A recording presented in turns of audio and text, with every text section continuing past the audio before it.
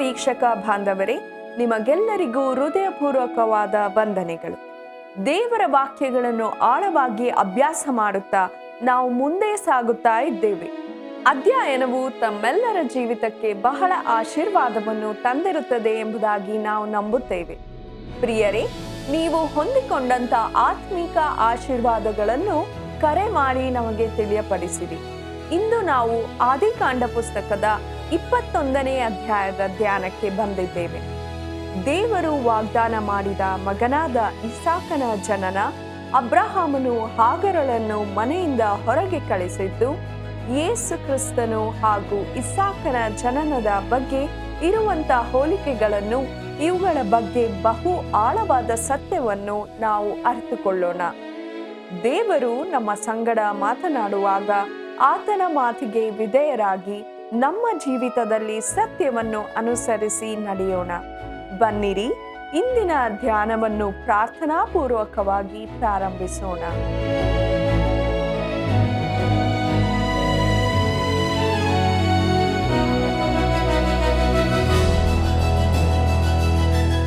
ಯೆಹೋವನ ಧರ್ಮಶಾಸ್ತ್ರದಲ್ಲಿ ಹುಡುಕಿ ಓದಿರಿ, ಇವುಗಳಲ್ಲಿ ಯಾವುದೂ ಇಲ್ಲದಿರದು, ಎಲ್ಲವೂ ಜೊತೆ ಜೊತೆಯಾಗಿರುವವು. ಯೆಶಾಯನ ಪ್ರವಾದನೆ ಗ್ರಂಥ 34ನೇ ಅಧ್ಯಾಯ 16ನೇ ವಚನ.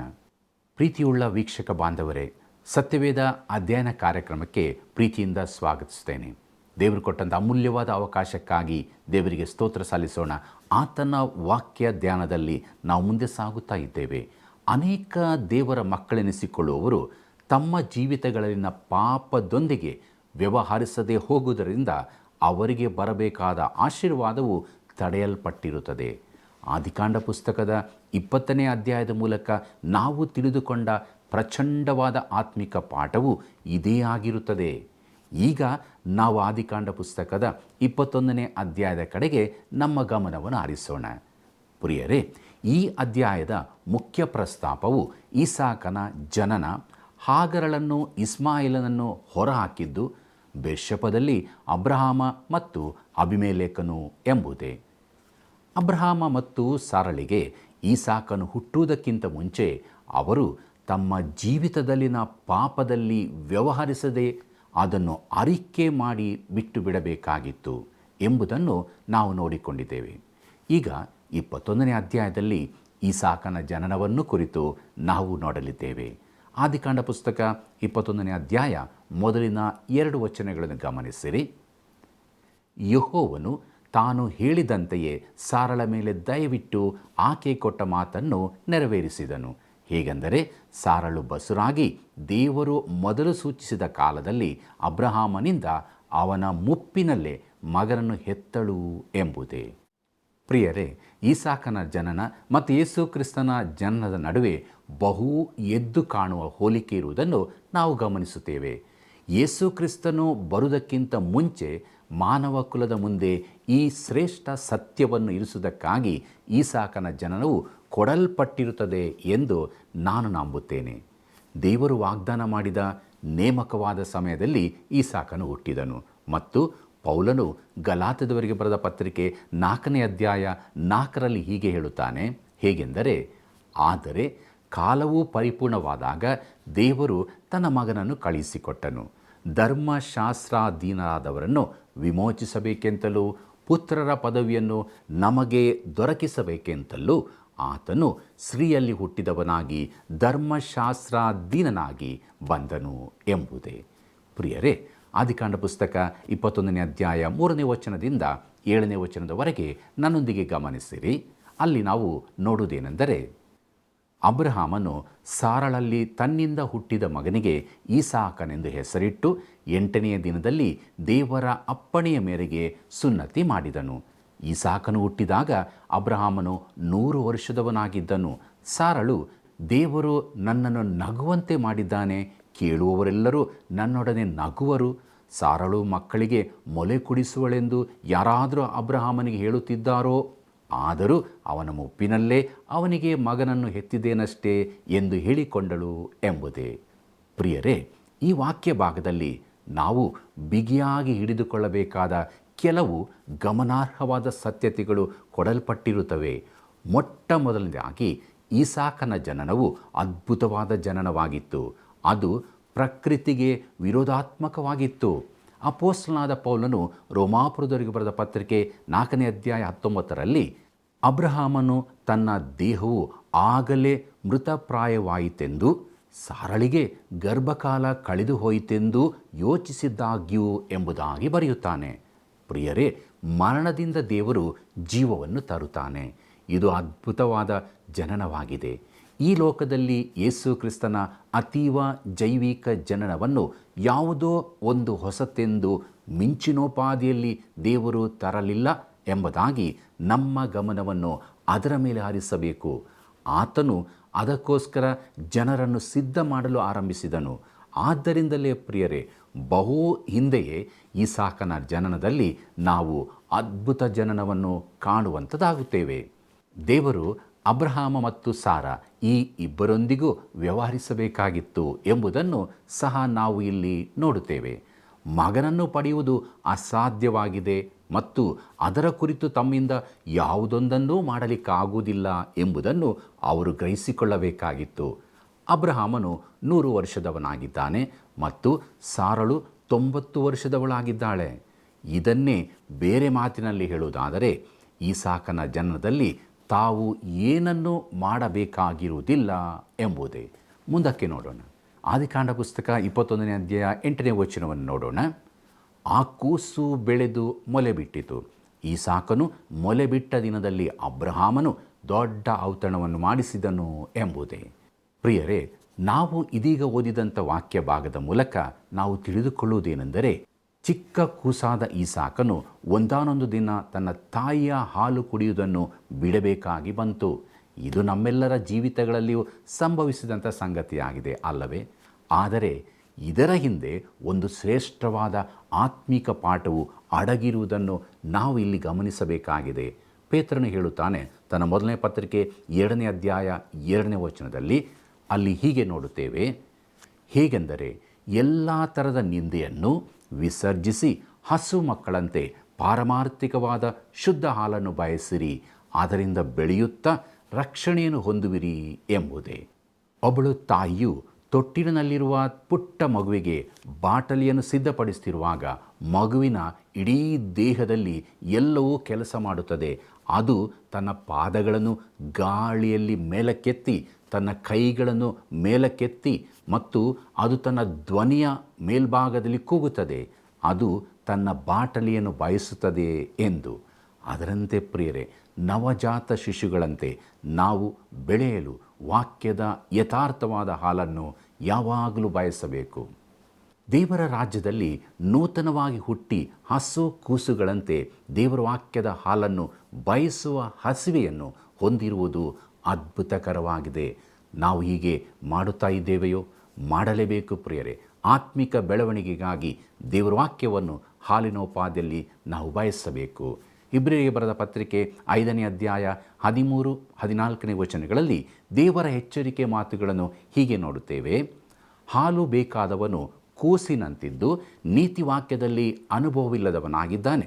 ಗಟ್ಟಿಯಾದ ಆಹಾರವು ಪ್ರಾಯಸ್ಥರಿಗೋಸ್ಕರ, ಅಂದರೆ ಜ್ಞಾನೇಂದ್ರಿಯಗಳನ್ನು ಸಾಧನೆಯಿಂದ ಶಿಕ್ಷಿಸಿಕೊಂಡು ಇದು ಒಳ್ಳೆಯದು, ಅದು ಕೆಟ್ಟದ್ದು, ಭೇದವನ್ನು ತಿಳಿದವರಿಗೋಸ್ಕರವಾಗಿದೆ ಎಂಬುದೇ. ಮುಂದುವರಿದು ಹಾಗರಳು ಮತ್ತು ಇಸ್ಮಾಯೇಲನು ಹೊರ ಹಾಕಲ್ಪಟ್ಟದ್ದು ಎಂಬ ವಿಚಾರ ನೋಡೋಣ. ಆದಿಕಾಂಡ ಪುಸ್ತಕ 21ನೇ ಅಧ್ಯಾಯ 9 ಮತ್ತು 10ನೇ ವಚನವನ್ನು ಗಮನಿಸಿರಿ. ಆದರೆ ಐಗುಪ್ತಳಾದ ಹಾಗರಳಲ್ಲಿ ಅಬ್ರಹಾಮನಿಗೆ ಹುಟ್ಟಿದ ಮಗನು ನಗುವುದನ್ನು ಸಾರಳು ಕಂಡು ಅಬ್ರಹಾಮನಿಗೆ, ಈ ದಾಸಿಯನ್ನು ಅವಳ ಮಗನನ್ನು ಹೊರಗೆ ಹಾಕು, ಈ ದಾಸಿಯ ಮಗನು ನನ್ನ ಮಗನಾದ ಈಸಾಕನೊಂದಿಗೆ ಬಾಧ್ಯನಾಗಬಾರದು ಎಂದು ಹೇಳಿದಳು ಎಂಬುದೇ. ಪ್ರಿಯರೇ, ಈ ಚಿಕ್ಕ ಬಾಲಕ ಈಸಾಕನ ಬರೋಣದಿಂದ ಮನೆಯಲ್ಲಿ ಸಂಕಟವು ಉದ್ಭವಿಸಿತು. ಹಾಗರಳ ಮಗನಾದ ಇಸ್ಮಾಯೇಲನು ಈಸಾಕನನ್ನು ಅಪಹಾಸ್ಯ ಮಾಡುತ್ತಿರುವುದನ್ನು ನಾವು ಇಲ್ಲಿ ಕಾಣುತ್ತೇವೆ. ಈಗ ನಾವು ಇಸ್ಮಾಯೇಲನ ಸ್ವಭಾವವನ್ನು, ಗುಣವನ್ನು ನೋಡಲು ಪ್ರಾರಂಭಿಸುತ್ತೇವೆ. ಇಲ್ಲಿಯವರೆಗೂ ಅವನು ಒಳ್ಳೆಯ ಹುಡುಗನಂತೆ ಕಂಡು ಬಂದಿದ್ದನು. ಆದರೆ ಈಗ ಕುಟುಂಬದಲ್ಲಿ ಇನ್ನೊಬ್ಬ ಮಗನ ಪ್ರತ್ಯಕ್ಷತೆಯಿಂದ ಇಸ್ಮಾಯೇಲನು ತನ್ನ ನಿಜ ಗುಣಗಳನ್ನು ತೋರಿಸುತ್ತಾ ಇದ್ದಾನೆ. ಪ್ರಿಯರೇ, ಒಬ್ಬ ವಿಶ್ವಾಸಿಯು ಎರಡು ಸ್ವಭಾವಗಳನ್ನು ಹೊಂದಿರುವ ನಿಜಾಂಶವನ್ನು ಈ ನಿದರ್ಶನವು ನಮಗೆ ತೋರಿಸುತ್ತದೆ. ನಾವು ಮಾನಸಾಂತರ ಹೊಂದಿ ಮಾರ್ಪಾಟುಗೊಳ್ಳುವವರೆಗೂ ಹಳೆಯ ಸ್ವಭಾವವು ನಮ್ಮಲ್ಲಿ ಇರುತ್ತದೆ ಮತ್ತು ಅದು ನಮ್ಮನ್ನು ನಿಯಂತ್ರಿಸುತ್ತಾ ಇರುತ್ತದೆ. ಆಗ ನಾವು ಬಯಸಿದ್ದನ್ನು ಮಾಡುತ್ತಾ ಇರುತ್ತೇವೆ. ಸ್ವಾಭಾವಿಕವಾಗಿ ಬರುವಂಥದ್ದನ್ನು ಮಾಡುವುದು ಯಾವಾಗಲೂ ಉತ್ತಮವಾದ ಸಂಗತಿಯಾಗಿರುವುದಿಲ್ಲ. ಆದರೆ ನಾವು ಹೊಸದಾಗಿ ಹುಟ್ಟಿ ನೂತನ ಸೃಷ್ಟಿಗಳಾದಾಗ ನೂತನ ಸ್ವಭಾವವನ್ನು ಹೊಂದಿಕೊಳ್ಳುತ್ತೇವೆ ಮತ್ತು ಯಾವಾಗ ನಾವು ನೂತನ ಸ್ವಭಾವವನ್ನು ಹೊಂದಿಕೊಳ್ಳುತ್ತೇವೋ ಅಲ್ಲಿಯೇ ಸಮಸ್ಯೆಯು ಆರಂಭಗೊಳ್ಳುತ್ತದೆ. ಪವಿತ್ರ ಆತ್ಮನು ನಮ್ಮ ಜೀವಿತದಲ್ಲಿ ಚಲಿಸುವಂತೆ ಇಲ್ಲವೇ ನಮ್ಮ ಜೀವಿತವು ಶರೀರದಿಂದ ನಿಯಂತ್ರಿಸಲ್ಪಡುವಂತೆ ಯಾವುದಾದರೊಂದನ್ನು ಅನುಮತಿಸಬೇಕು. ದೇವರ ಮಗುವಿಗೆ ಮೂರನೆಯದು ಯಾವುದೂ ಇರುವುದಿಲ್ಲ ಪ್ರಿಯರೇ. ದಾಸಿಯ ಮಗನು ಹೊರಹಾಕಲ್ಪಡಬೇಕು. ಆದಿಕಾಂಡ ಪುಸ್ತಕದಲ್ಲಿ ನಿಖರವಾಗಿ ಅದನ್ನೇ ನೋಡುತ್ತೇವೆ. ಆದಿಕಾಂಡ ಪುಸ್ತಕ 21ನೇ ಅಧ್ಯಾಯ 11ನೇ ವಚನವನ್ನು ಗಮನಿಸಿರಿ. ಮಗನ ದೆಸೆಯಿಂದ ಈ ಮಾತು ಅಬ್ರಹಾಮನಿಗೆ ಬಹು ದುಃಖವನ್ನು ಹುಟ್ಟಿಸಿತು ಎಂಬುದೇ. ಪ್ರಿಯರೇ, ಶರೀರ ಸಂಬಂಧವನ್ನು ಗಣನೆಗೆ ತೆಗೆದುಕೊಳ್ಳುವುದಾದರೆ ಎಷ್ಟಾದರೂ ಇಸ್ಮಾಯೇಲನು ಈಸಾಕನಂತೆ ಅಬ್ರಹಾಮನ ಮಗನಾಗಿದ್ದಾನೆ. ಈಸಾಕನಾದರೂ ಈಗ ಹುಟ್ಟಿರುವವನು, ಅವನಿಗೆ ಹೆಚ್ಚೇನು ತಿಳಿದಿರುವುದಿಲ್ಲ. ಆದರೆ ಇಸ್ಮಾಯೇಲನು ಈ ಮನೆಯಲ್ಲಿ ಹಲವಾರು ವರ್ಷಗಳಿಂದಲೂ ಇದ್ದವನು. ಈಗ ಅವನು ಯೌವನಸ್ಥನಾಗಿದ್ದಾನೆ ಮತ್ತು ಅಬ್ರಹಾಮನವನಿಗೆ ಸಾಕಷ್ಟು ಆಪ್ತನಾಗಿದ್ದಾನೆ. ಹೀಗಿರುವಾಗ ಅವನನ್ನು ಕಳಿಸಿಬಿಡುವುದು ಅಬ್ರಹಾಮನಿಗೆ ಬಹು ದುಃಖಕರವಾಗಿದೆ. ನೋಡಿರಿ, ಹಿಂದೆ ನಾವು ಚರ್ಚಿಸಿದಂತೆ ಅಬ್ರಹಾಮನು ಮತ್ತು ಸಾರಳು ಮಾಡಿದಂಥ ಈ ಸಂಗತಿಯನ್ನು ದೇವರು ಸಮರ್ಥಿಸಲಿಲ್ಲ ಮತ್ತು ದೇವರು ಇಸ್ಮಾಯಿಲನನ್ನು ಸ್ವೀಕರಿಸಲು ಆಗುವುದಿಲ್ಲ. ದೇವರು ಅದನ್ನು ಸಮರ್ಥಿಸಿರುವುದಿಲ್ಲ ಮತ್ತು ಸಮರ್ಥಿಸಲು ಉದ್ದೇಶಿಸುವುದಿಲ್ಲ. ಈಗ ಈ ಸಂಗತಿಯು ಅಬ್ರಹಾಮನಿಗೆ ಎದೆ ಒಡೆಯುವಂಥದ್ದಾಗಿರುತ್ತದೆ. ಆದರೂ ತನ್ನ ಮುಜುಗರವನ್ನು ಕಡಿಮೆ ಮಾಡಿಕೊಳ್ಳಲು ಅವನು ಇಸ್ಮಾಯಿಲನನ್ನು ಹೊರಗಡೆ ಕಳುಹಿಸಬೇಕಾಗಿದೆ. ತನ್ನ ಮಗನನ್ನು ಅಣಕಿಸುತ್ತಿದ್ದ ಈ ದೊಡ್ಡ ಹುಡುಗನಾದ ಇಸ್ಮಾಯಿಲನನ್ನು ಸಹಿಸಿಕೊಳ್ಳಲು ಸಾರಳಿಂದ ಆಗಲಿಲ್ಲ. ವಿಶ್ವಾಸಿಯಾದ ಒಬ್ಬ ವ್ಯಕ್ತಿಯು ಎರಡು ಸ್ವಭಾವಗಳೊಂದಿಗೆ ಸಾಮರಸ್ಯದಿಂದ ಜೀವಿಸಲು ಸಾಧ್ಯವೇ ಇಲ್ಲ ಪ್ರಿಯರೇ. ನಾವು ನಿರ್ಧಾರವನ್ನು ಮಾಡಲೇಬೇಕಾಗಿರುತ್ತದೆ. ಯಾಕೋಬನು ತನ್ನ ಪತ್ರಿಕೆಯ 1ನೇ ಅಧ್ಯಾಯ 8ನೇ ವಚನದಲ್ಲಿ ಹೀಗೆ ಬರೆಯುತ್ತಾನೆ, ಅವನು ಎರಡು ಮನಸ್ಸುಳ್ಳವನು, ತನ್ನ ನಡತೆಯಲ್ಲೆಲ್ಲ ಚಂಚಲನೂ ಆಗಿದ್ದಾನೆ ಎಂಬುದಾಗಿ. ಇದು ಇಂದಿನ ಅನೇಕ ದೇವರ ಮಕ್ಕಳ ಅಸ್ಥಿರತೆ ಮತ್ತು ಅಬದ್ಧತೆಯನ್ನು ವಿವರಿಸುತ್ತದೆ. ಅವರು ಲೋಕದೊಂದಿಗೆ ಹೋಗುತ್ತಿರುವಾಗಲೇ ದೇವರೊಂದಿಗೂ ಹೋಗಲು ಬಯಸುತ್ತಾರೆ. ಗ್ರೀಕರಲ್ಲಿ ಹೆಸರುವಾಸಿಯಾದ ಒಂದು ಕುದುರೆಯ ಓಟ ಸ್ಪರ್ಧೆ ಹೀಗಿರುತ್ತದೆ. ಹೇಗೆಂದರೆ ಅದರಲ್ಲಿ ಎರಡು ಕುದುರೆಗಳನ್ನು ಒಟ್ಟಿಗೆ ಸೇರಿಸಿ ಅವುಗಳ ಮೇಲೆ ಇರುವ ಸವಾರನು ಒಂದು ಕಾಲನ್ನು ಒಂದು ಕುದುರೆ ಮೇಲೆ ಮತ್ತೊಂದು ಕಾಲನ್ನು ಮತ್ತೊಂದು ಕುದುರೆಯ ಮೇಲೆ ಇಟ್ಟು ಓಡಿಸಬೇಕು. ಓಟವು ಪ್ರಾರಂಭವಾದಾಗ ಎಲ್ಲವೂ ಸುಗಮವಾಗಿರುತ್ತದೆ. ಆದರೆ ಒಂದು ಕುದುರೆ ಒಂದು ಕಡೆಗೆ ಮತ್ತೊಂದು ಕುದುರೆ ಇನ್ನೊಂದು ಕಡೆಗೆ ಹೋಗುವಾಗ ಆ ಸವಾರನ ಪರಿಸ್ಥಿತಿಯನ್ನು ನೀವು ಆಲೋಚಿಸಬಹುದು. ಹಾಗೆಯೇ ನಮ್ಮಲ್ಲಿರುವ ಎರಡು ಸ್ವಭಾವಗಳು, ಒಂದು ಕಪ್ಪು ಕುದುರೆ, ಒಂದು ಬಿಳಿ ಕುದುರೆ ಇದ್ದ ಹಾಗೆ. ಒಂದೊಂದು ಕುದುರೆಯು ಒಂದೊಂದು ದಿಕ್ಕಿಗೆ ಓಡುವಾಗ ಅವುಗಳ ಮಧ್ಯೆ ಇರುವ ನಾವು ಖಂಡಿತವಾಗಿ ಸುರಕ್ಷಿತವಾಗಿರಲು ಸಾಧ್ಯವಾಗುವುದಿಲ್ಲ. ಆದುದರಿಂದಲೇ ನಮ್ಮನ್ನು ನಾವು ದೇವರ ವಶಕ್ಕೆ ಸಮರ್ಪಿಸಿಕೊಡಬೇಕು ಎಂಬುದಾಗಿ ಹೇಳಲ್ಪಟ್ಟಿರುವೆವು. ಧರ್ಮಶಾಸ್ತ್ರವು ಮನುಷ್ಯನ ಹಳೆಯ ಸ್ವಭಾವವನ್ನು ನಿಯಂತ್ರಿಸಲು ಪ್ರಯತ್ನಿಸಿ ಸೋತು ಹೋಯಿತು. ಈಗ ನೂತನ ಸ್ವಭಾವವನ್ನು ಬಲಪಡಿಸುವ ದೇವರ ಆತ್ಮನು ಧರ್ಮಶಾಸ್ತ್ರವು ಮಾಡದೇ ಇದ್ದಂಥದನ್ನು ಸಾಧಿಸಲು ಶಕ್ತನಾಗಿರುತ್ತಾನೆ. ದೇವರಿಗೆ ಮಹಿಮೆಯಾಗಲಿ. ಪ್ರಿಯರೇ, ನಮ್ಮ ವಾಕ್ಯ ಭಾಗದಲ್ಲಿ ನೋಡಿದಂತೆ ಈಗ ಹಾಗರಳ ಮಗನಾದ ಇಸ್ಮಾಯಿಲನು ಪ್ರಕಟಗೊಳ್ಳಲು ಆರಂಭಿಸುತ್ತಾನೆ.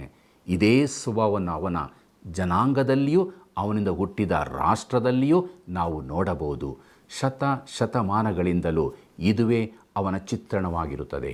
ಈಗಾಗಲೇ ನಾನು ಸೂಚಿಸಿದ ಹಾಗೆ ಈಸಾಕನ ಜನನದಲ್ಲಿ ನಮ್ಮ ಕರ್ತನಾದ ಯೇಸು ಕ್ರಿಸ್ತನ ಜನನವು ಮುಂತಿಳಿಸಲ್ಪಟ್ಟಿರುವುದನ್ನು ನಾವು ನೋಡುತ್ತೇವೆ. ದೇವರು ಇದ್ದಕ್ಕಿದ್ದಂತೆ ಹಾಗೆ ಮನಕುಲದ ಮೇಲೆ ಕನ್ಯೆಯಿಂದ ಹುಟ್ಟಿರುವ ಮಗನನ್ನು ತರಿಸಲಿಲ್ಲ. ಆತನು ಹಲವಾರು ಅದ್ಭುತ ಜನನಗಳ ಮೂಲಕ ಮುಂಚಿತವಾಗಿಯೇ ಸಿದ್ಧಪಡಿಸಿದನು. ಸ್ನಾನಿಕನಾದ ಯೋಹಾನನ ಜನನ, ಸಂಸೋನನ ಜನನ ಮತ್ತು ಇಲ್ಲಿರುವ ಈಸಾಕನ ಜನನವು ಆ ಅದ್ಭುತವಾದ ಜನನಗಳಲ್ಲಿ ಒಳಗೊಂಡಿರುತ್ತವೆ. ಈಗ ಪ್ರಿಯರೇ, ಈಸಾಕನ ಜನನ ಮತ್ತು ಕರ್ತನಾದ ಯೇಸು ಕ್ರಿಸ್ತನ ನಡುವೆ ಇರುವ ಕೆಲವು ಗಮನಾರ್ಹ ಹೋಲಿಕೆಗಳನ್ನು ನಾವು ನೋಡಿಕೊಳ್ಳೋಣ. ಅದರಲ್ಲಿ ಮೊದಲನೇದಾಗಿ ಈಸಾಕನ ಜನನ ಮತ್ತು ಕ್ರಿಸ್ತನ ಜನನ ಇವೆರಡು ವಾಗ್ದಾನ ಮಾಡಲ್ಪಟ್ಟವುಗಳಾಗಿದ್ದವು. ಈಸಾಕನು ಹುಟ್ಟುವುದಕ್ಕಿಂತ 25 ವರ್ಷಗಳ ಮುಂಚೆಯೇ ದೇವರು ಅಬ್ರಹಾಮ ಮತ್ತು ಸಾರಳನ್ನು ಕಲ್ದಿಯರ ಊರು ಪಟ್ಟಣದಿಂದ ಕರೆಯುವಾಗ ವಾಗ್ದಾನ ಮಾಡಿದನು. ದೇವರು ಇಸ್ರಾಯೇಲ್ ಜನಾಂಗಕ್ಕೆ ಒಬ್ಬ ಕನ್ನಿಕೆಯು ಗರ್ಭಿಣಿಯಾಗಿ ಒಬ್ಬ ಮಗನನ್ನು ಹಡೆಯುವಳು ಎಂಬ ವಾಗ್ದಾನವನ್ನು ನೀಡಿದ್ದನು. ನಮ್ಮ ಕರ್ತನಾದ ಯೇಸು ಕ್ರಿಸ್ತನು ಬೆತ್ಲೆಹೇಮಿನಲ್ಲಿ ಹುಟ್ಟಿದಾಗ ಆ ಪ್ರವಾದನೆಯು ನೆರವೇರಿತು. ಎರಡನೇದಾಗಿ, ಈ ಎರಡು ಜನನಗಳಿಗೆ ಸಂಬಂಧಿಸಿದಂತೆ ಕೊಡಲ್ಪಟ್ಟ ವಾಗ್ದಾನಕ್ಕೂ ಮತ್ತು ಅವುಗಳ ನೆರವೇರಿಕೆಗೂ ನಡುವೆ ದೀರ್ಘಕಾಲಾವಧಿ ಇತ್ತು. ಈಸಾಕನ ಜನನದ ವಾಗ್ದಾನ ಮತ್ತು ನೆರವೇರಿಕೆಯ ನಡುವೆ 25 ವರ್ಷಗಳಿದ್ದರೆ, ಕರ್ತನಾದ ಯೇಸು ಕ್ರಿಸ್ತನ ಜನನದ ವಾಗ್ದಾನ ಮತ್ತು ನೆರವೇರಿಕೆಯ ನಡುವೆ ಅನೇಕ ಸಂತತಿಗಳೇ ಇದ್ದವು. ಉದಾಹರಣೆಗೆ, ದಾವೀದನ ವಂಶಾವಳಿಯಲ್ಲಿ ಒಬ್ಬನು ಬರುತ್ತಾನೆ ಎಂದು ದೇವರು ವಾಗ್ದಾನ ಮಾಡಿದ್ದನು ಮತ್ತು ಅದು ಕ್ರಿಸ್ತನ ಜನನಕ್ಕೆ 1000 ವರ್ಷಗಳ ಮೊದಲು. ಇದು ಇಲ್ಲಿ ಸಾಕಷ್ಟು ಗಮನಾರ್ಹವಾದ ಸಮಾನಾಂತರವಾಗಿದೆ. ಮೂರನೆಯದಾಗಿ, ಈ ಎರಡು ಜನನಗಳ ಕುರಿತು ಸಾರಲ್ಪಟ್ಟಿರುವುದರ ವಿಷಯವನ್ನು ನೋಡುವಾಗ ಅವು ಸಾರಳಿಗೂ ಮತ್ತು ಮರಿಯಳಿಗೂ ಸಂಶಯಾಸ್ಪದವಾಗಿಯೂ ಅಸಾಧ್ಯವಾಗಿಯೂ ಕಂಡುಬಂದವು. ಸಾರ ನಗುತ್ತಾ, ಇದು ಸಾಧ್ಯವಿಲ್ಲ, ಇದು ನಂಬಿಕೆಗೆ ಮೀರಿದ್ದು ಎಂದು ಹೇಳಿದಳು. ಮತ್ತು ಕನ್ಯೆಯಲ್ಲಿನ ಜನನದ ಬಗ್ಗೆ ಮೊದಲು ಪ್ರಶ್ನೆಯನ್ನು ಎತ್ತಿದ್ದು ಯಾರು? ಅದು ಸ್ವತಃ ಮರಿಯಳೇ. ದೇವದೂತನು ಘೋಷಣೆ ಮಾಡಿದಾಗ ಅವಳು, ಇದು ಹೇಗಾದೀತು, ನಾನು ಪುರುಷನನ್ನು ಅರಿತವಳಲ್ಲವಲ್ಲ ಎಂದು ಕೇಳಿದಳು. ಲೂಕನು ಬರೆದ ಸುವಾರ್ತೆ 1ನೇ ಅಧ್ಯಾಯ 34ನೇ ವಚನವನ್ನು ನೋಡಿರಿ. ನಾಲ್ಕನೇದಾಗಿ, ಈಸಾಕನ ಮತ್ತು ಯೇಸುವಿನ ಹೆಸರುಗಳು ಅವರ ಜನನಕ್ಕಿಂತ ಮುಂಚೆಯೇ ಸೂಚಿಸಲ್ಪಟ್ಟಿದ್ದವು. ಅಬ್ರಹಾಮ ಮತ್ತು ಸಾರಳಿಗೆ ಒಬ್ಬ ಮಗನಿರುವನು ಮತ್ತು ಅವರು ಅವನಿಗೆ ಈಸಾಕ ಎಂದು ಹೆಸರಿಡುವರು ಎಂದು ಹೇಳಲಾಯಿತು. ಮತ್ತು ಕರ್ತನಾದ ಯೇಸುವಿನ ಜನನದೊಂದಿಗೆ ಆತನಿಗೆ ಮೊದಲೇ ಹೆಸರಿಸಲಾಗಿತ್ತು ಎಂದು ನಾವು ಕಂಡುಕೊಳ್ಳುತ್ತೇವೆ. ದೇವದೂತನು ಯೋಸೇಫನಿಗೆ, ನೀನು ಅವನಿಗೆ ಯೇಸು ಎಂದು ಹೆಸರಿಡಬೇಕು, ಯಾಕಂದರೆ ಆತನೇ ತನ್ನ ಜನರನ್ನು ಅವರ ಪಾಪಗಳಿಂದ ರಕ್ಷಿಸುವನು ಎಂಬುದಾಗಿ ಮತ್ತಾಯನ ಬರೆದ ಸುವಾರ್ತೆ 1ನೇ ಅಧ್ಯಾಯ 21ನೇ ವಚನದಲ್ಲಿ ನೋಡುತ್ತೇವೆ. ಐದನೇದಾಗಿ, ಈ ಎರಡೂ ಜನನಗಳು ದೇವರ ನಿಯಮಿತ ಕಾಲದಲ್ಲಿ ಸಂಭವಿಸಿದವು. ಈ ಅಧ್ಯಾಯದ 2ನೇ ವಚನವು ಹೇಳುವಂತೆ, ದೇವರು ಅವರಿಗೆ ಹೇಳಿದ ನಿಗದಿತ ಸಮಯದಲ್ಲಿ ಸಾರಳು ಈಸಾಕನನ್ನು ಹೆತ್ತಳು. ಮತ್ತು ಯೇಸುವಿನ ಜನನದ ಬಗ್ಗೆ ಪೌಲನು ಹೇಳುವುದನ್ನು ನಾವು ಗಮನಿಸುತ್ತೇವೆ. ಆದರೆ ಕಾಲವು ಪರಿಪೂರ್ಣವಾದಾಗ ದೇವರು ತನ್ನ ಮಗನನ್ನು ಕಳಿಸಿಕೊಟ್ಟನು. ಧರ್ಮಶಾಸ್ತ್ರಾಧೀನರಾದವರನ್ನು ವಿಮೋಚಿಸಬೇಕೆಂತಲೂ ಪುತ್ರರ ಪದವಿಯನ್ನು ನಮಗೆ ದೊರಕಿಸಬೇಕೆಂತಲೂ ಆತನು ಸ್ತ್ರೀಯಲ್ಲಿ ಹುಟ್ಟಿದವನಾಗಿಯೂ ಧರ್ಮಶಾಸ್ತ್ರಾಧೀನನಾಗಿಯೂ ಬಂದನು ಎಂಬುದಾಗಿ ಗಲಾತ್ಯದವರಿಗೆ ಬರೆದ ಪತ್ರಿಕೆ 4ನೇ ಅಧ್ಯಾಯ 4ನೇ ವಚನದಲ್ಲಿ ನೋಡುತ್ತೇವೆ. ಪ್ರಿಯರೇ, ಆರನೆಯದಾಗಿ, ಈ ಎರಡೂ ಜನನಗಳು ಅದ್ಭುತಕರವಾಗಿದ್ದವು. ಏಳನೇದಾಗಿ, ಇಬ್ಬರು ಗಂಡು ಮಕ್ಕಳು ತಮ್ಮ ತಂದೆಗಳ ನಿಶ್ಚಿತವಾದ ಆನಂದವಾಗಿದ್ದರು. ಇಬ್ಬರೂ ಪುತ್ರರು ತಮ್ಮ ಪಿತೃಗಳ ವಿಶೇಷ ಸಂತೋಷವಾಗಿದ್ದರು. ಅಬ್ರಹಾಮನು ಸಾರಳು ತನಗೆ ಹೆತ್ತ ತನ್ನ ಮಗನಿಗೆ ಈಸಾಕನೆಂದು ಹೆಸರಿಟ್ಟನು ಎಂದು ನಾವು ಓದುತ್ತೇವೆ. ಈಸಾಕ ಅಂದರೆ ನಗು. ಅವನು ತನ್ನ ಮಗನಿಗೆ ಈ ಹೆಸರನ್ನು ಇಟ್ಟನು, ಏಕೆಂದರೆ ದೇವರು ಘೋಷಣೆ ಮಾಡಿದ ಸಮಯದಲ್ಲಿ ಅವನು ಅದರಲ್ಲಿರುವ ಎಲ್ಲ ಸಂತೋಷದಿಂದ ನಕ್ಕನು. ಪ್ರಿಯರೇ, ಕರ್ತನಾದ ಯೇಸುವನ್ನು ಉಲ್ಲೇಖಿಸುತ್ತಾ ತಂದೆಯು ಸ್ವರ್ಗದಿಂದ ಮಾತಾಡಿ, ಇವನು ನನ್ನ ಪ್ರಿಯ ಮಗನು, ಇವನಲ್ಲಿ ನಾನು ಸಂತೋಷಗೊಂಡಿದ್ದೇನೆ ಎಂದು ಹೇಳಿದನೆಂದು ನಾವು ಓದುತ್ತೇವೆ. ಮತ್ತಾಯನ ಬರೆದ ಸುವಾರ್ತೆ 3ನೇ ಅಧ್ಯಾಯ 17ನೇ ವಚನವನ್ನು ನೋಡಿರಿ. ಪ್ರಿಯರೇ, ಇಬ್ಬರೂ ಪುತ್ರರು ಸಂತೋಷವಾಗಿದ್ದರು. 8ನೇದಾಗಿ, ಇಬ್ಬರೂ ಗಂಡು ಮಕ್ಕಳು ತಮ್ಮ ತಂದೆಯಂದಿರಿಗೆ ಸಾಯುವಷ್ಟರ ಮಟ್ಟಿಗೂ ವಿಧೇಯರಾಗಿದ್ದರು. 22ನೇ ಅಧ್ಯಾಯದಲ್ಲಿ ಬಾಲಕನಾದ ಈಸಾಕನನ್ನು ಅವನ ತಂದೆಯು ಅರ್ಪಿಸಿದನ್ನು ನಾವು ನೋಡಲಿದ್ದೇವೆ. ಆಗ ಅವನು 8 ಅಥವಾ 9 ವರ್ಷದ ಚಿಕ್ಕ ಹುಡುಗನಾಗಿರಲಿಲ್ಲ. ಇದು ಸಂಭವಿಸಿದಾಗ ಈಸಾಕನಿಗೆ ಕೇವಲ 33 ವರ್ಷವಾಗಿತ್ತು ಮತ್ತು ಅವನು ತನ್ನ ತಂದೆಗೆ ಮರಣದವರೆಗೂ ವಿಧೇಯನಾಗಿದ್ದನು. ಈಸಾಕನ ವಿಷಯದಲ್ಲೂ ಅದು ನಿಜವಾಗಿತ್ತು ಮತ್ತು ಕರ್ತನಾದ ಯೇಸು ಕ್ರಿಸ್ತನ ವಿಷಯದಲ್ಲೂ ಅದು ಖಂಡಿತವಾಗಿಯೂ ನಿಜವಾಗಿತ್ತು. ಪ್ರಿಯರೇ, ಈಸಾಕನ ಜನನ ಮತ್ತು ಜೀವನದಲ್ಲಿ ಕ್ರಿಸ್ತನ ಜನನ ಮತ್ತು ಜೀವನದ ಅದ್ಭುತ ಚಿತ್ರವಿದೆ. 9ನೇದಾಗಿ, ಈಸಾಕನ ಅದ್ಭುತ ಜನನವು ಯೇಸು ಕ್ರಿಸ್ತನ ಪುನರುತ್ಥಾನದ ಚಿತ್ರಣವಾಗಿತ್ತು. ಅಬ್ರಹಾಮನು ತನ್ನ ದೇಹವು ಆಗಲೇ ಮೃತಪ್ರಾಯವಾಯಿತೆಂದು, ಸಾರಳಿಗೆ ಗರ್ಭಕಾಲ ಕಳೆದು ಹೋಯಿತೆಂದು ಯೋಚಿಸಿದ್ದನೆಂಬುದಾಗಿಯೂ ಪೌಲನು ರೋಮಾಪುರದವರಿಗೆ ಬರೆದ ಪತ್ರಿಕೆ 4ನೇ ಅಧ್ಯಾಯ 19ನೇ ವಚನದಲ್ಲಿ ಹೇಳಿರುತ್ತಾನೆ. ಮುಂದಿನ ವಾಕ್ಯ ಭಾಗಗಳನ್ನು ನಾವು ಓದುವಾಗ ದೇವರು ಕೃಪಾಪೂರ್ಣನಾಗಿ ಅಬ್ರಹಾಮನೊಂದಿಗೂ ಮತ್ತು ಹಾಗರಳು ಹಾಗೂ ಅವನ ಮಗನೊಂದಿಗೂ ವ್ಯವಹರಿಸಿರುವುದನ್ನು ನೋಡುತ್ತೇವೆ. ಆದಿಕಾಂಡ ಪುಸ್ತಕ 21ನೇ ಅಧ್ಯಾಯ 12ನೇ ವಚನವನ್ನು ಗಮನಿಸಿರಿ. ಆದರೆ ದೇವರು ಅವನಿಗೆ, ಮಗನ ಮತ್ತು ದಾಸಿಯ ದೆಸೆಯಿಂದ ನಿನಗೆ ಕರೆಯಾಗಬಾರದು, ಸಾರಳು ಹೇಳಿದಂತೆಯೇ ಮಾಡು, ಈಸಾಕನಿಂದ ಹುಟ್ಟುವವರೇ ನಿನ್ನ ಸಂತತಿ ಅನಿಸಿಕೊಳ್ಳುವರು ಎಂಬುದಾಗಿ. ಪ್ರಿಯರೇ, ದೇವರು ಅಬ್ರಹಾಮನಿಗೆ ಇಸ್ಮಾಯಿಲನನ್ನು ತಾನು ವಾಗ್ದಾನ ಮಾಡಿದ ಮಗನೆಂದು ಸ್ವೀಕರಿಸುವುದಿಲ್ಲ ಎಂದು ಸ್ಪಷ್ಟಪಡಿಸುತ್ತಾನೆ. ಆದಿಕಾಂಡ ಪುಸ್ತಕ 21ನೇ ಅಧ್ಯಾಯ 13ನೇ ವಚನವನ್ನು ನೋಡ್ರಿ. ಈ ದಾಸಿಯ ಮಗನು ನಿನ್ನಿಂದ ಹುಟ್ಟಿದವನಾದ್ದರಿಂದ ಅವನಿಂದಲೂ ಜನಾಂಗವಾಗುವಂತೆ ಮಾಡುವೆನು ಎಂದು ಹೇಳಿದನು ಎಂಬುದಾಗಿ. ನಿನ್ನ ಸಂತತಿಯಿಂದ ನಾನು ನಿನ್ನಿಂದ ಜನಾಂಗಗಳನ್ನು ಉಂಟು ಮಾಡುತ್ತೇನೆ ಎಂದು ದೇವರು ಹೇಳಿದ್ದನು. ಆದ್ದರಿಂದಲೇ ಈಗ ಆತನು ಈ ಹುಡುಗ ಇಸ್ಮಾಯಿಲನಿಂದ ಒಂದು ದೊಡ್ಡ ಜನಾಂಗವು ಹೊರಹೊಮ್ಮುತ್ತದೆ ಎಂದು ಹೇಳುತ್ತಾನೆ. ಪ್ರಿಯರೇ, ಆದಿಕಾಂಡ ಪುಸ್ತಕ 21ನೇ ಅಧ್ಯಾಯ 14ನೇ ವಚನದಿಂದ 21ನೇ ವಚನದವರೆಗೆ ಓದುವಾಗ ನಮಗೆ ಅದರಿಂದ ತಿಳಿದು ಬರುವುದೇನೆಂದರೆ, ಶಾಸ್ತ್ರಗಳು ಇಸ್ಮಾಯಿಲನ ವಂಶಾವಳಿಯನ್ನು ಕೈಬಿಡಲಿವೆ ಮತ್ತು ಅದನ್ನು ಇನ್ನು ಮುಂದೆ ಅನುಸರಿಸುವುದಿಲ್ಲ. ಆದರೆ ಅವನ ವಂಶಸ್ಥರಾದ ಅರಬ್ಬರು ಇಂದಿಗೂ ಮರುಭೂಮಿಯಲ್ಲಿದ್ದಾರೆ. ಮುಂದಕ್ಕೆ ನಾವು ಬೆರ್ಷೆಬದಲ್ಲಿ ಅಬ್ರಹಾಮನು ಮತ್ತು ಅಬಿಮೆಲೆಕನು ಎಂಬ ವಿಚಾರವನ್ನು ನೋಡೋಣ. ಆದಿಕಾಂಡ ಪುಸ್ತಕ 21ನೇ ಅಧ್ಯಾಯ 22 ಮತ್ತು 23ನೇ ವಚನಗಳನ್ನು ನಾವು ಧ್ಯಾನಿಸುವಾಗ ನಾವು ತಿಳಿದುಕೊಳ್ಳುವುದೇನೆಂದರೆ, ಬೇರೆ ರೀತಿಯಲ್ಲಿ ಹೇಳುವುದಾದರೆ ಅಬಿಮೆಲೆಕನು ಈ ಅಬ್ರಹಾಮನೊಂದಿಗೆ ಒಪ್ಪಂದ ಅಥವಾ ಒಪ್ಪಂದವನ್ನು ಮಾಡಿಕೊಳ್ಳಲು ಬಯಸುತ್ತಾನೆ ಮತ್ತು ಇದರಿಂದಾಗಿ ಅವರು ಒಳ್ಳೆಯ ಸ್ನೇಹಿತರಾಗುತ್ತಾರೆ. ಮುಂದಿನ ವಾಕ್ಯ ಭಾಗದಲ್ಲಿ ಪ್ರಿಯರೇ, ಅವರಿಬ್ಬರು ಒಡಂಬಡಿಕೆಯನ್ನು ಮಾಡಿಕೊಂಡ ವಿಧಾನವನ್ನು ನೋಡುತ್ತೇವೆ. ಅಷ್ಟು ಮಾತ್ರವಲ್ಲ, ಅಲ್ಲಿರುವಂಥ ಬಾವಿಗೆ ಬೆರ್ಷೆಬಾ ಎಂದು ಹೆಸರಾಯಿತು ಎಂಬುದನ್ನು ನೋಡಿಕೊಳ್ಳುತ್ತೇವೆ. ಬೆರ್ಷೆಬಾ ಎಂಬ ಹೆಸರಿನ ಅರ್ಥವು ಪ್ರಮಾಣದ ಬಾವಿ ಎಂಬುದಾಗಿ ಇರುತ್ತದೆ. ಮುಂದಕ್ಕೆ ನಾವು ಆದಿಕಾಂಡ ಪುಸ್ತಕ 21ನೇ ಅಧ್ಯಾಯ 32 ಮತ್ತು 33ನೇ ವಚನಗಳನ್ನು ನೋಡೋಣ. ಬೆರ್ಷೆಬದಲ್ಲಿ ಅವರು ಒಡಂಬಡಿಕೆಯನ್ನು ಮಾಡಿಕೊಂಡರು. ತರುವಾಯ ಅಬಿಮೆಲೆಕನು ಅವನ ಸೇನಾಪತಿಯಾದ ಪಿಕೋಲನು ಫಿಲಿಷ್ಟಿಯರ ದೇಶಕ್ಕೆ ತಿರುಗಿ ಹೊರಟು ಹೋದರು. ಅಬ್ರಹಾಮನು ಬೆರ್ಷೆಬದಲ್ಲಿ ಪೀಚುಲ ವೃಕ್ಷವನ್ನು ನೆಟ್ಟು ನಿತ್ಯ ದೇವರಾದ ಯೆಹೋವನ ಹೆಸರನ್ನು ಹೇಳಿಕೊಂಡು ಆರಾಧಿಸಿದನು ಎಂಬುದೇ. ಪ್ರೀತಿಯುಳ್ಳ ಸಹೋದರ ಸಹೋದರಿಯರೇ, ಅಬ್ರಹಾಮನು ಹೋದ ಕಡೆಯಲ್ಲೆಲ್ಲ ದೇವರ ಹೆಸರನ್ನು ಹೇಳಿಕೊಂಡು ಆರಾಧಿಸುತ್ತಿದ್ದನು ಎಂಬುದನ್ನು ನೋಡುತ್ತೇವೆ. ಆದಿಕಾಂಡ ಪುಸ್ತಕ 21ನೇ ಅಧ್ಯಾಯ 34ನೇ ವಚನವನ್ನು ನೋಡಿರಿ. ಅಬ್ರಹಾಮನು ಫಿಲಿಷ್ಟಿಯರ ದೇಶದಲ್ಲಿ ಬಹು ದಿವಸ ಇಳುಕೊಂಡಿದ್ದನು ಎಂಬುದೇ. ಪ್ರಿಯರೇ, ದೇವರು ವಾಗ್ದಾನ ಮಾಡಿದ ದೇಶದಲ್ಲಿ ಅಬ್ರಹಾಮನು ಯಾವಾಗಲೂ ಅಪರಿಚಿತನಾಗಿಯೂ ಯಾತ್ರಿಕನಾಗಿಯೂ ವಾಸಿಸಿದನು ಎಂಬುದಾಗಿ ನಂತರ ನಮಗೆ ತಿಳಿಸಲ್ಪಟ್ಟಿರುತ್ತದೆ. ಈ ವಾಕ್ಯ ಭಾಗದಲ್ಲಿ ಇರುವಂಥದ್ದೇ ಅದಕ್ಕೆ ರುಜುವಾತು ಆಗಿರುತ್ತದೆ. ಪ್ರಿಯರೇ, ದೇವವಾಕ್ಯವನ್ನು ನಾವು ಧ್ಯಾನ ಮಾಡಿದ್ದೇವೆ. ದೇವವಾಕ್ಯ ನಮ್ಮ ಸಂಗಡ ಮಾತನಾಡಿದೆ. ನಮ್ಮ ಜೀವಿತದಲ್ಲಿ ಕೂಡ ನಾವು ಈ ಲೋಕದಲ್ಲಿ ಪ್ರವಾಸಿಗಳು, ಪರದೇಶಸ್ಥರು ಆಗಿರುವುದರಿಂದ ನಂಬಿಕೆಯ ಜೀವಿತವನ್ನು ಜೀವಿಸೋಣ. ಹೀಗಾಗುವುದಕ್ಕೆ ದೇವರು ಸಹಾಯ ಮಾಡಲಿ. ಪ್ರಾರ್ಥನೆ ಮಾಡೋಣ.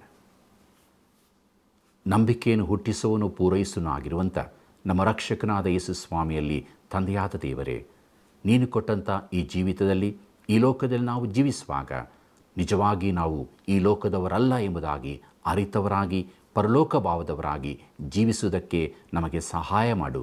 ನಮ್ಮಲ್ಲಿ ನೀನು ಮೆಚ್ಚದೇ ಇರುವಂಥ ಸ್ವಭಾವಗಳನ್ನು ತೆಗೆದುಹಾಕು. ನಿನ್ನ ಆತ್ಮನ ನಡೆಸುವಿಕೆಯ ಅನುಭವದಲ್ಲಿ ಜೀವಿಸುವುದಕ್ಕೆ ಸಹಾಯ ಕೊಡು. ನಮ್ಮೆಲ್ಲ ವೀಕ್ಷಕ ಬಾಂಧವರು ಅವರು ಇರುವಂಥ ಸ್ಥಳದಲ್ಲಿ ನಿನ್ನ ಬಳಿಗೆ ಬಂದು ಬೇಡುವಾಗ ದೇವರಿಗೆ ಸದುತ್ತರವನ್ನು ಕೊಡು. ಅವರ ಕಷ್ಟ ಚಿಂತಾಭಾರಗಳನ್ನು ನೀಗಿಸು.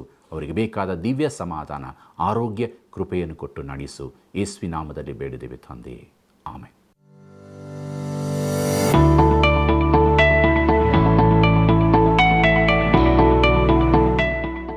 ಇಂದಿನ ಅಧ್ಯಯನಕ್ಕೆ ಒಂದು ಪ್ರಶ್ನೆ. ಯಾರ ಜನರ ನಡುವೆ ಎದ್ದು ಕಾಣುವ ಹೋಲಿಕೆ ಇರುವುದನ್ನು ನಾವು ಗಮನಿಸುತ್ತೇವೆ? ಯಾರ ಜನರದ ನಡುವೆ ಎದ್ದು ಕಾಣುವ ಹೋಲಿಕೆ ಇರುವುದನ್ನು ನಾವು ಗಮನಿಸುತ್ತೇವೆ? ಉತ್ತರ: ಯೇಸುವಿನ ಇಸಾಕನ, ಯೇಸುವಿನ ಯೋಸೆಫನ, ಯೇಸುವಿನ ಬೋವಾಜನ. ಸರಿಯಾದ ಉತ್ತರವನ್ನು ಆಯ್ಕೆ ಮಾಡಿ ಈಗ ಹೇಳುವ ವಾಟ್ಸಪ್ ಸಂಖ್ಯೆಗೆ ಕಳುಹಿಸಿರಿ. 7618737772. ಪ್ರಿಯರೇ, ಇವತ್ತಿನ ಅಧ್ಯಯನವು ಎಷ್ಟೊಂದು ಅರ್ಥಗರ್ಭಿತವಾಗಿತ್ತಲ್ಲವೇ? ದೇವರು ತನ್ನ ಮಾತನ್ನು ಅಬ್ರಹಾಮನ ಜೀವಿತದಲ್ಲಿ ನೆರವೇರಿಸಿದನು. ಇಸಾಕನ ಬರೋಣ ಅಬ್ರಹಾಮನ ಕುಟುಂಬದಲ್ಲಿ ಸಂಕಟವನ್ನೇ ತಂದಿತು. ಪ್ರತಿಯೊಬ್ಬ ವಿಶ್ವಾಸಿಯು ಎರಡು ಸ್ವಭಾವಗಳೊಂದಿಗೆ ಜೀವಿಸಲು ಸಾಧ್ಯವೇ ಇಲ್ಲ. ಇಸಾಕ ಮತ್ತು ಯೇಸುಕ್ರಿಸ್ತನ ಜನನದ ನಡುವೆ ಇದ್ದ ಹೋಲಿಕೆಗಳು ಬಹಳ ಅರ್ಥಪೂರ್ಣವಾಗಿದೆ. ಅಬ್ರಹಾಮನು ಯೆಹೋವನ ಹೆಸರನ್ನು ಹೇಳಿಕೊಂಡು ಆರಾಧಿಸುತ್ತಿದ್ದನು. ಆದುದರಿಂದ ಪ್ರಿಯರೇ, ದೇವರು ನಮ್ಮನ್ನು ಇಟ್ಟಂತ ಸ್ಥಳದಲ್ಲಿ ಆತನ ಪ್ರೀತಿಯ ಮಕ್ಕಳಾಗಿ, ಯೇಸು ಕ್ರಿಸ್ತನ ಸಾಕ್ಷಿಗಳಾಗಿ, ದೇವರ ಆತ್ಮನ ನಡೆಸುವಿಕೆಯಲ್ಲಿ ನಮ್ಮ ಜೀವಿತದಲ್ಲಿ ಮುನ್ನಡೆಯೋಣ. ಪ್ರಿಯ ವೀಕ್ಷಕರೇ, ಈ ಕಾರ್ಯಕ್ರಮದಲ್ಲಿ ನಮ್ಮೊಂದಿಗೆ ಇದ್ದದಕ್ಕಾಗಿ ನೀವು ಮಾಡಿದಂಥ ಕರೆಗಳಿಗಾಗಿ ಕೃತಜ್ಞತೆಗಳು. ಸೇವೆಗಾಗಿ ಪ್ರಾರ್ಥಿಸಿರಿ, ಇತರರಿಗೂ ಕೂಡ ತಿಳಿಯಪಡಿಸಿರಿ. ಮುಂದಿನ ಕಾರ್ಯಕ್ರಮವನ್ನು ವೀಕ್ಷಿಸಲು ಪ್ರಾರ್ಥನಾ ಪೂರ್ವಕವಾಗಿ ಸಿದ್ಧರಾಗಿರಿ. ಕರ್ತನ ಕೃಪೆಯು ಸದಾ ನಿಮ್ಮ ಸಂಗಡ ಇರಲಿ.